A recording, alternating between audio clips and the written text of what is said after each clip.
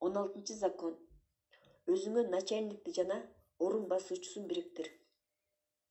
Ральф кадимки эле сезондук жумушчу болчу. Эгер жумуш жакшы болсо, ал кандайдыр бир убакта жакшы иштей алчу. Эгер жакпай калса, ал жакшыраак убакытты күтүп эч нерсе кылбай койчу. Анын наставниги билген, ал минтип эч убакта ийгиликке жетпесин жана Ральф өзүнүн талантын көмүп атканына жаман болчу. Ральф менен кофе ичип атканда наставник ага сабак берип коеюн деп чечти. Ал жаңыдан даярданган кружкадагы кофени алды да аны полго төгүп баштады. Ральф таң калып кыйкырды. Ал ойлоду, наставник ойлонуп атып, кофенин астына чашканы койгонду унутуп калды деп. Эчтекеге көңүл бурбастан, наставник кофени жерге куйганды уланта берди. Кофе ар кайсы тарапка чачырап атты. Ральф таң калып, кофейный лужаны карап турду. Наставник түшүндүрүп берди. Кофе сенин талантыңды көргөзүп атат. Унутулуп калган чашка — бул сенин дисциплинаңдын жетишсиздиги. Сен өзүңдүн талантыңды жана дисциплинаңды бириктирмейинче, сен талантыңды жогото бересиң. Жашооңду бош эле өткөрөсүң.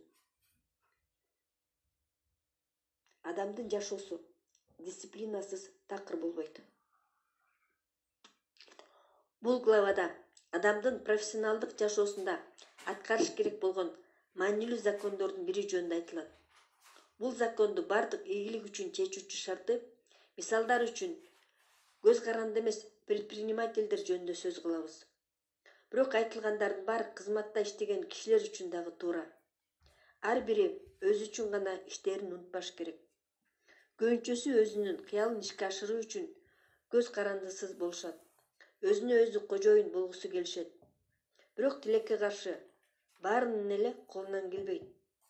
Кандайдыр бир фирмада ийгиликтүү болгон кызматчыда да болушу мүмкүн.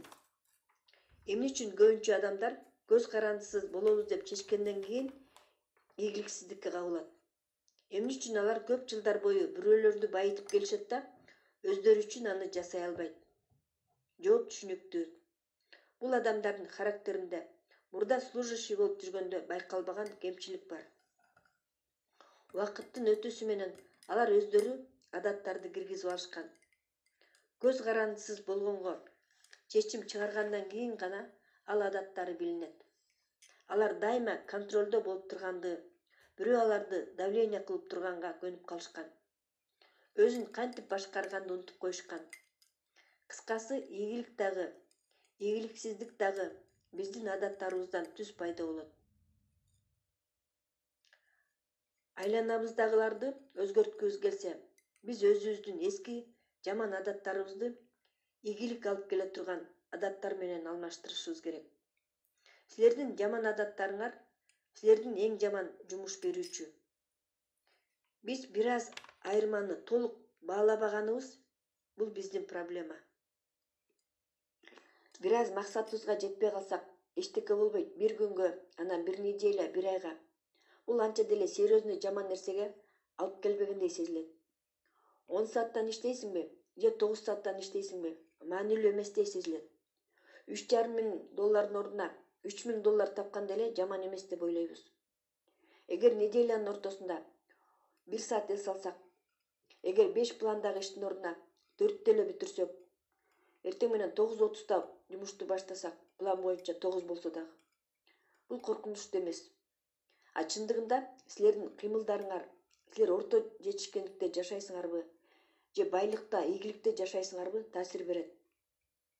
Ошол жөнөкөй адам менен жеңүүчүнүн айырмасы жашоонун башталышында бир канча миллиметр эле болот. Бир канча жылдардан кийин ал айырма чоңоюп кетет. Ийгиликтүү адам көбүрөөк дагы ийгиликтүү болот. Ал эми жөнөкөй адам колун таштап салып, өзүн ийгиликке жете албайм деп успокоить этип жүрө берет. Өзүңөрдү адашууга жол бербегиле. Дисциплина өтө маанилүү. Кээ бирлер дисциплинага баш ийгиси келишпейт. Алар дисциплина менин личный эркиндигимди чектейт деп ойлошот. Ошентип дисциплина шылтоо болуп калат. Эркиндик эмнени кааласаң, ошол менен заниматься этиш керек эле эмес. Бул акыл эс менен коюлган планыңды ишке ашыруу болуп эсептелет. Кантип биз өзүбүздү эркинбиз деп эсептейбиз? Эгерде планга койгон максаттарыбызды ишке ашыра албасак, мындай болсо биз эркин эмеспиз. Биз жаман адаттарыбыздын, алсыздыгыбыздын кулубуз. Андай адам жакшылап план деле түзө албайт. Ал баары бир аны ишке ашырбасын билет. Өзүнүн планын ишке ашыра албаган адамдарды байкап көрүңүз. Алар өздөрүн жаман сезишет жана башкалар дагы аларды сыйлабашын түшүнүшөт. Ушундай адамдар өздөрүн эркинбиз деп эсептегени чындыкка туура келбейт. Көбүнчө адамдарда туура эмес түшүнүк бар. Бай болуш керек дегенге. Ал үчүн өзгөчө талант керек деп ойлошот жана алардын талантынын жоктугу сонун сылтоо болот. Аларда талант болбогондон кийин кыйналыштын деле кереги жок деп эсептешет. Кээ бирлер 110% иштегенди эгер ал пайда берсе иштейт элем дешет. Өзүңдү чоң ачылыштарды жасаш керек деп күтүп кыйнабай эле кой. А дегенде ошол ачылышка чейин өсүп алыш керек. Өзүңдөгү бар нерсе менен, колуңан келишинче. Ийгиликтүү адамдардын жалпы сапаты ал ар бир кийинки маселени колдон келишинче жакшы кылып жасоо.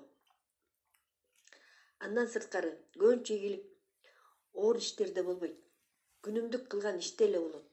Эгер бай болгуң келсе, өзгөчө оор ишти жакшы кылып бүтүргөндү билүү эмес, жөнөкөй эле ишти өзгөчө жакшы кылып жасоо. Өзүңө ишенгенден башта. Сенин пландарыңды ишке ашырса болоруна ишен.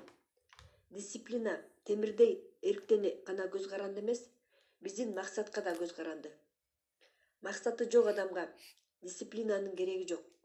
Канчалык максаттарың көп болсо ошончолук планды кармоо керек болот. Канчалык максаттарыбызды элестете албасак, ошончолук дисциплинанын кереги жок. Иштин айкындыгы темирдей дисциплинаны алмаштырат. Бирок өзүңө поручение берип, аны контролдоп туруш керек болот жасап атканыңды. Аны кантип жасаш керек деген суроо туулат. Жооп оңой эле. Сен өзүң начальник дагы бол жана подчиненный дагы бол. Кандайдыр бир ишиңди жасаганда, бирөөнүн поручениясын жасап аткандай болуп жаса. Сенин начальнигиң анын аткарылганын текшерет. Сен өзүңө строгий болушуң керек. Планыңдын аткарылганына мешайт этпегендей бол. Сенин ичиңдеги начальник, сенин ичиңдеги подчиненныйдын көп жылдан бери чогулткан жаман адаттарынын баарын жок кылышы керек. Өзүңө чынчыл бол. Бир эле убакта өзүңө начальник да, подчиненный да болуу менен биринчи кезекте өзүңдү өзүң алдаган жаман адаттан кутулуш керек. Кыялданган, максаттарды койгон, пландарды түзгөн, бирок ошол эле убакта эч нерсе жасабаган адам өзүн өзү алдайт. Иштемиш болуп көрүнгөн менен прогресс оңой эле көрүнөт. Өзүңдү өзүң алдабаш үчүн күндү кечинде өзүңөн сурашың керек. Бүгүнкү менин көрүнгөн результатым кандай? Кандай пайда келтирдим? Мен эмне жасадым? Кандай конкретный результатка келдим? Бул суроого жооп бериш үчүн кечөө мурун эмне кылып атканыңарды айтпай эле койгула. Жана эртең бүрсүгүнү бир айдан кийин, кырдаал өзгөргөндөн кийин эмне кылган атканыңарды да айтпай эле койгула. Жана бүгүнкү ишти эмне үчүн жасабай койгонуңардын себептерин айтпай эле койгула. Маанилүүсү, бүгүнкү планды аткардыңбы? Бүгүн эмне иш кылдың? Ишке ашырууга карата болгон кыймыл-аракеттер гана силердин доходко таасир берет. Силер өзүңөргө чынчыл болушуңар керек. Жасап атасыңарбы же жасаган жоксуңарбы? Көбүнчө өзүбүзгө берген убаданы аткарбайбыз. Эгер жасай турган иштериңер башыңарда эле болсо, чындыгында болгондон да көп ишти бүтүргөнсүй бересиң.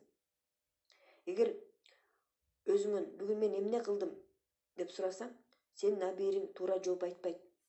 Ал калп менен актануудан жасалган смести сунуш кылат. Биздин табигатыбыз ушундай. Силер киреше алып келүүчү кыймылдар боюнча жана силердин жыйынтык боюнча журнал түзүшүңөр керек. Ийгилик статистикасын түзүп тур. Только цифраларды гана киргиз. Актанууга орун жок болуш керек. Цифра менен спорт эте албайсың. Сен планды аткардың же аткарган жоксуң. Жеңүүчүлөр өзүн өзү контролдоп турмайынча иштей алышпайт. Бүгүнкү кылган ишиңерди билбей туруп, эртеңки күндү кантип пландай аласыңар? Эгер өзүңдү башкара албасаң, кантип башкаларды башкара аласың? Эгер эмне кыларыңды, убактыңды каяка коротуп атканыңды билбесең, кантип кирешеңди эсептей аласың? Кайсы результатты аласың? Эч ким фиксированный планы жок ишкананы жетектей албайт. Өтө көп цифра, көп информация, детальдар бар. Жолун болуп калат деп үмүттөнө албайсың. Өзүңдүн эс тутумуңа эле ишене албайсың. Бардык жашоо сферасында так жазуу түрүндөгү иштер гана болуш керек. Жеңүүчүлөр бир эле убакта начальник жана подчиненный. Өзүн алдабаш үчүн, өзүн контролдоп туруш үчүн алар дайыма баарын жазып турушат. Дайыма мактоо алып турган адамда дайыма маанайы жакшы, бирок өсүүгө шансты жоготот. Тескерисинче, конструктивный критика дайым эле жагымдуу болбойт, бирок бул өтө пайдалуу. Жеңүүчүлөр өздөрүнүн ишине чынчыл откликтерди күтүшөт. Жана ошондой эле бул жагымсыз болсо да өздөрүнө дагы чынчыл болушат. Өзүнө баш ие албаган адам башка адамга баш ийип каларын жеңүүчүлөр билишет.